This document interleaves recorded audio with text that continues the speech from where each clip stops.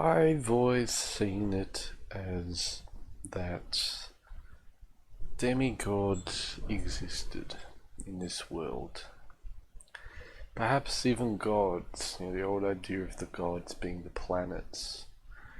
But I look at the internet and it's replicated the modern physical past world or world of the past, which is that I remember when I was young, celebrities, movie stars, musicians, these were all the rage. People, if you got on TV, you had made it, you had become someone special. Nowadays, TV's a little bit old. Anyone under about, even 40 to be honest, is more on the internet, especially anyone under 30 and absolutely anyone under about 20.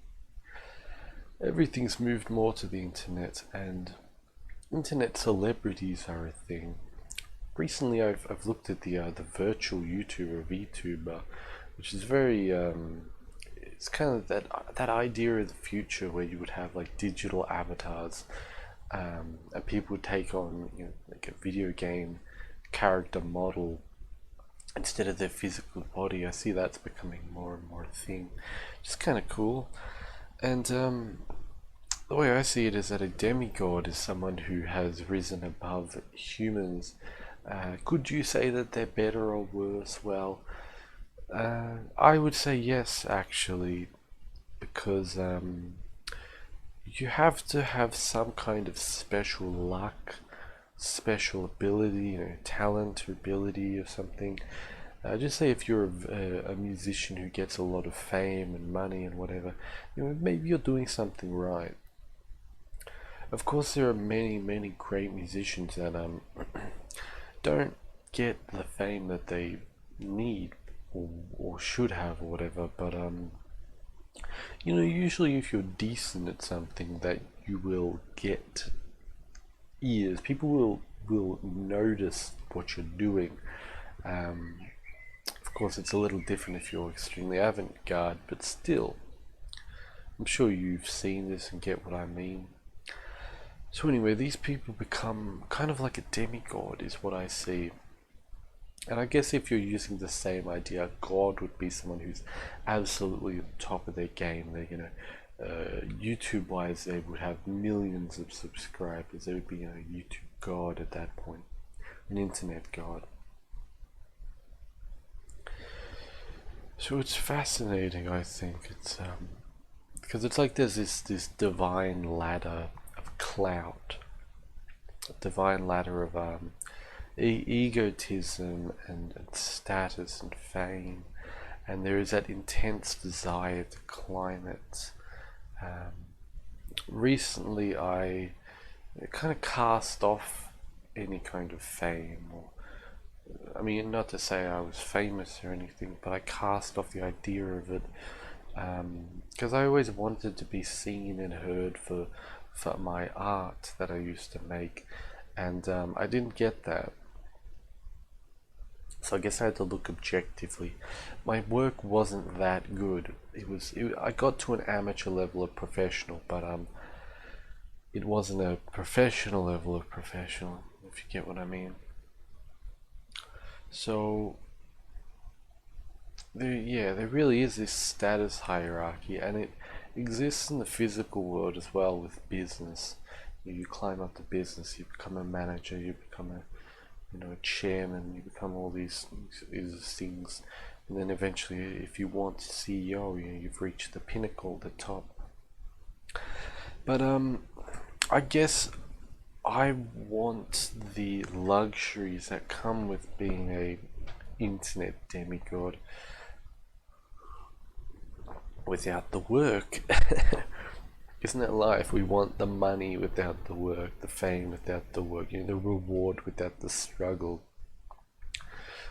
And only those fortunate enough, born under great stars, really get that. What is the reward of being one of these internet demigods, or the luxuries? Well, it's similar to being a celebrity in the human world. is that you can talk to other people, other quote unquote famous or people that have this higher status. You can talk to them, and they'll probably respond to you. These people form circles of other famous, of other talented, of other rich and clouted up people, and you can get into these circles by being one of these people. But if you're not, you either are just a common peasant, or you're in that middle realm where you're kind of that almost looks desperate, or thirsty for attention, for like you're not exactly all that talented, all that great or special, but some people they try to bring friends along to the upper realms, and the friends look at like they're in that middle state between a peasant and a demigod. So it's interesting, I guess. But yeah, back to the the good parts is that it always kind of felt lonely on the internet, because it's like when you get into a community and it gets too big, you only know the original people, the people you've talked to. And if you join a community when it's too big, it's very difficult because you have to kind of define yourself. You have to climb that ladder a little bit, and I don't really like doing that. Um, it's exhausting, to be honest, to try to always put out really high quality things, and try to just over express yourself. It's like electron shells. You're on fire. If you set an element on fire, it spiritualizes. That's what these people are doing. They're spiritualizing, and it's like a thing of how much can you go, because the fire needs alcohol or spirits. It needs like a an alcohol or methanol or something to burn, um, and the fans give this alcohol. They give this volatile air, so to speak, this flammable air that burns your fire. It keeps you fueled. It's like a gasoline in a car, and that's how these celebrities, I guess, keep going, because the collective energy of the people, it does destroy you, but it also can make you. And I guess that's why I've never wanted, or I've always felt uncomfortable with ever having that role, because I don't like eyes on me. I'm more of a just sink into the shadows kind of person, and watch things as they unfold, so to speak. So but yeah, it's almost lonely if you're a cloutless honestly, it's internet reject. It's like at high school, if you don't have any fame or popularity.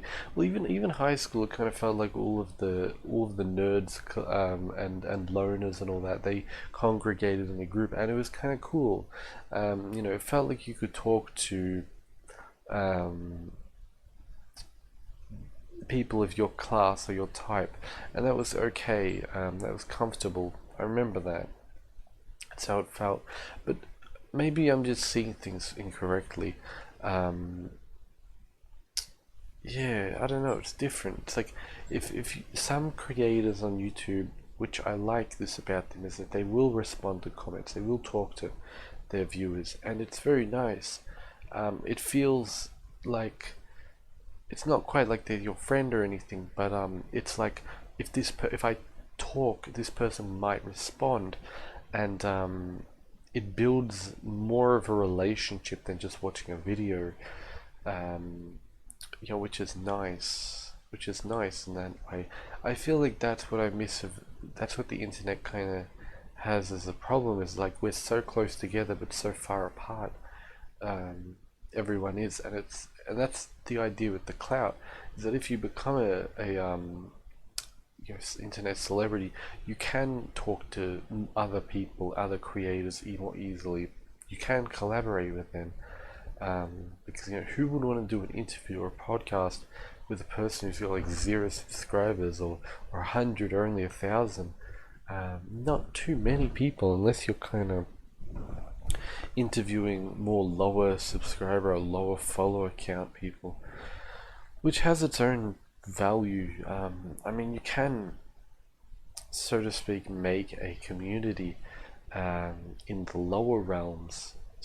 Yeah, the lower realms of lower view counts and more avant-garde and alternative content, and that's cool in its own way. So, but I don't know. I guess I've always enjoyed the idea of a bridge which connects the worlds together. So, yeah, take it as it is. Yeah.